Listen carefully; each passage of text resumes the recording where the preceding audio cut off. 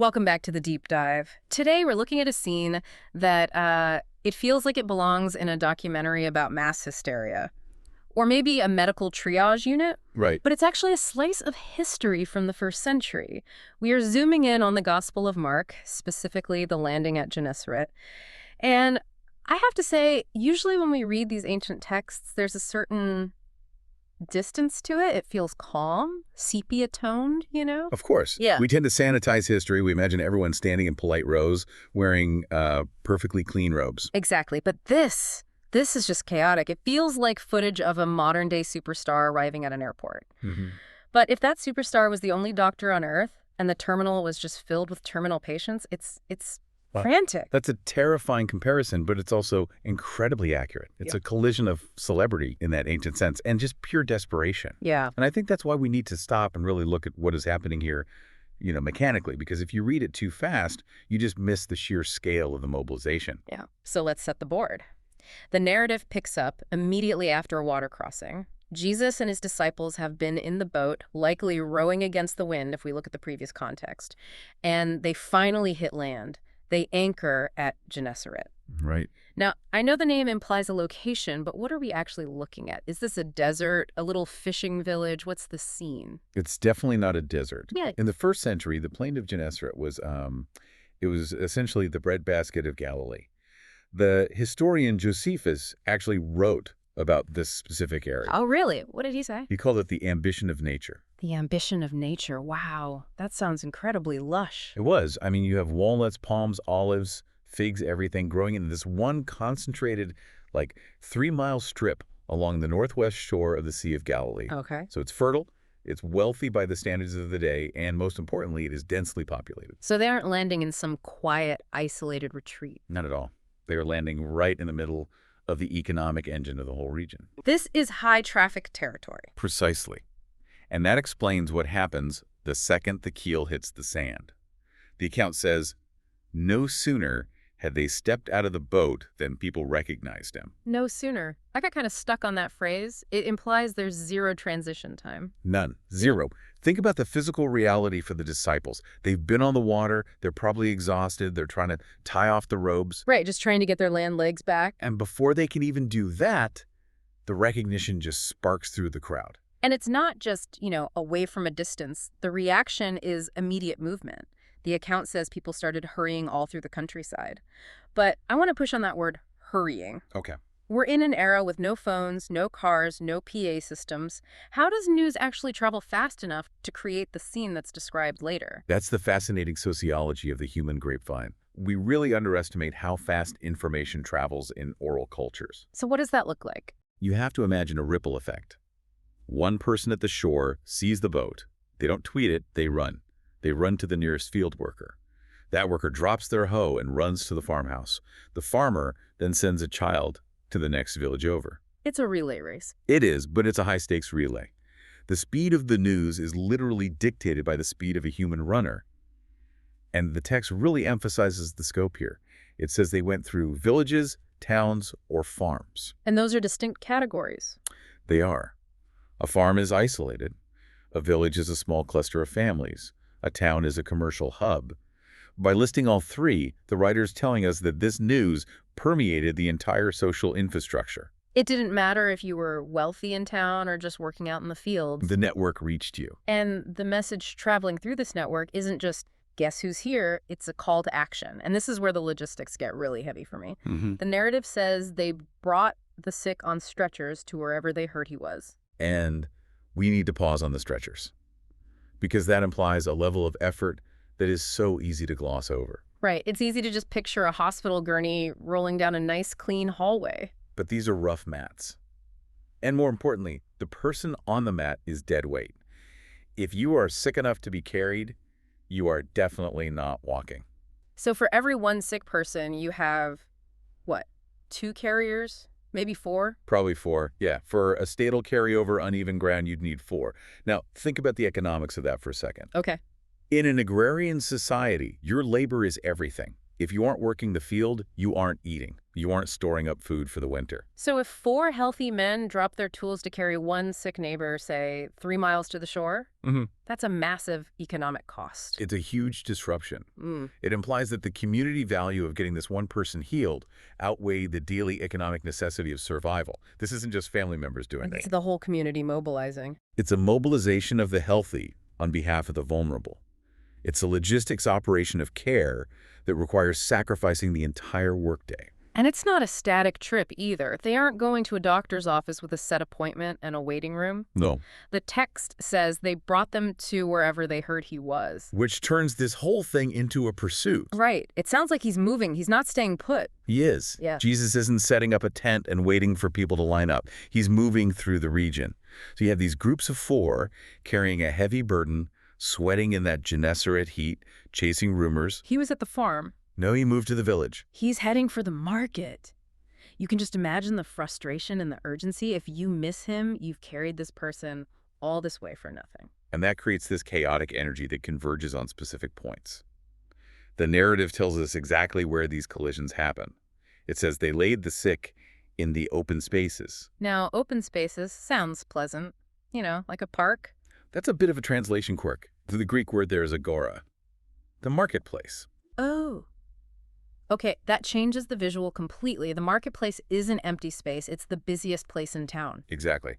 This is where commerce happens. Mm. This is where people are selling dried fish, pottery, grain, olives. It's narrow, it's loud, probably smells like commerce. And suddenly you are flooding this commercial hub with the sick and the dying. It's a total takeover of the public square. Wow. It is.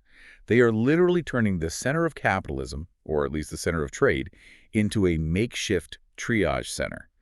The priority shifts from buying and selling to healing. The normal social order is completely upended. All by this desperate need to get close to this one figure. Yes. And amidst all this chaos, the shouting, the bargaining, the carrying, we get to the core interaction. The specific request, they weren't asking for a sermon, they weren't asking for a diagnosis. No. The account says they were begging him to let them touch even the fringe of his cloak. The fringe. It's such a specific, tiny detail. Why the fringe? Is this just about not wanting to be rude and grab his arm? Or is there something more cultural going on here? Oh, there is definitely deep cultural weight here. We have to remember, Jesus was a Jewish teacher. He would have been wearing the talit, or a mantle with tzitzit on the corners. The tassels. Right, the tassels. And these aren't just decorative strings. They go all the way back to the book of Numbers.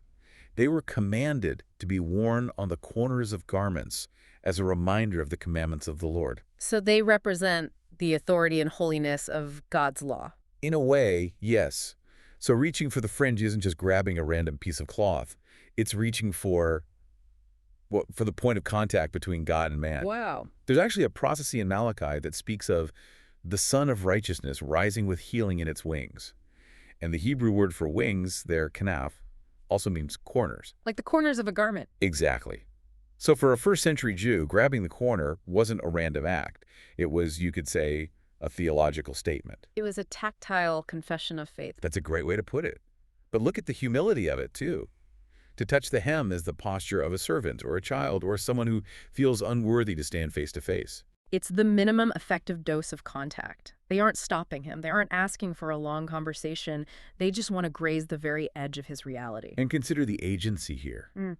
In so many other narratives, Jesus stops, he speaks, he reaches out his hand, he initiates. But here, who's doing all the work? The people are. The people. They recognize, they run, they carry, they beg, they touch. It's an aggressive, active form of faith. They're not waiting for a house call. They are taking the initiative to get the healing they need. And does it work? The account is incredibly blunt about it. And all those who touched him were cured. All those. Not some of them. Not the ones who were most deserving. 100%. It's a total restoration rate.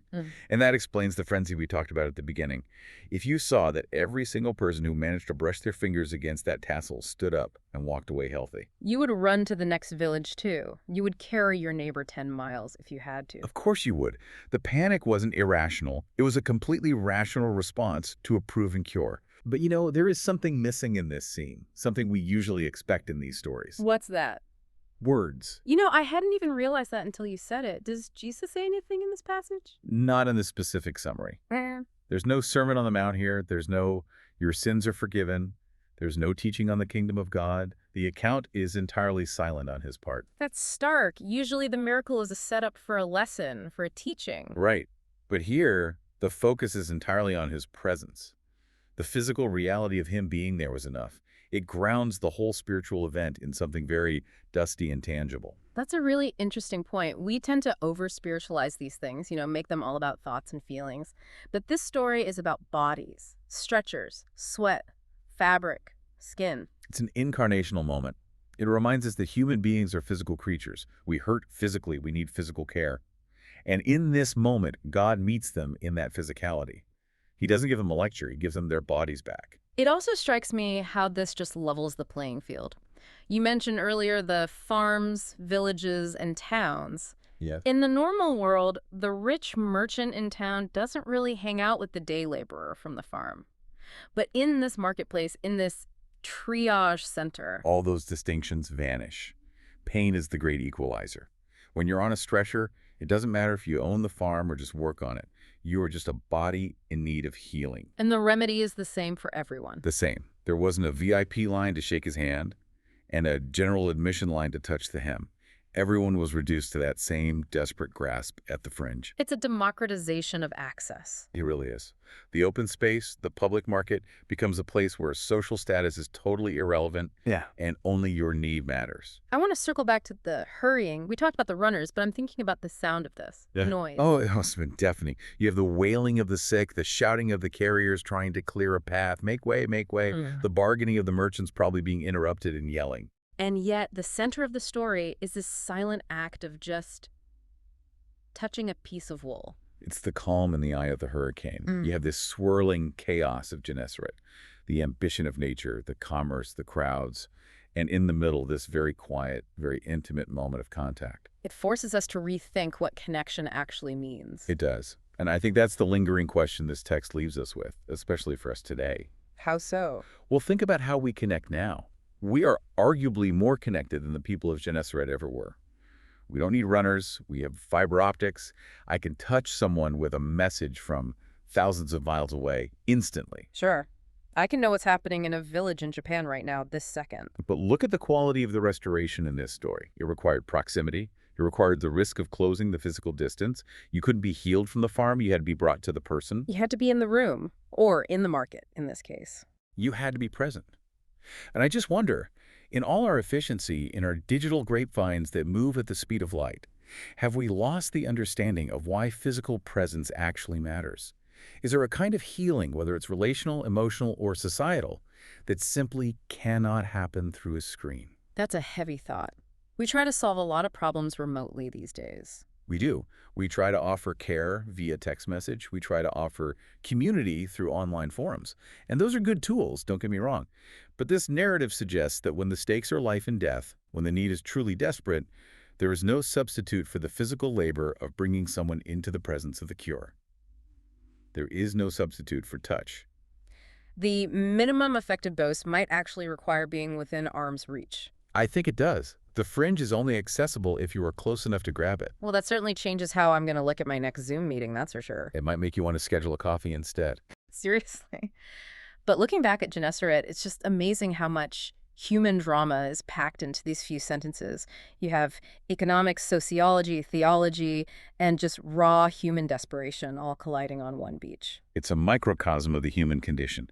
We are fragile, we're desperate, and we depend so much on the help of others to get us to where we need to be. And sometimes we just need to touch the hem. Exactly. I think that is a perfect place to drop anchor for today. It's been a fascinating look at what happens when the boat finally hits the shore. It's always deeper than it looks on the surface. Thanks for diving in with us. We'll see you on the next one.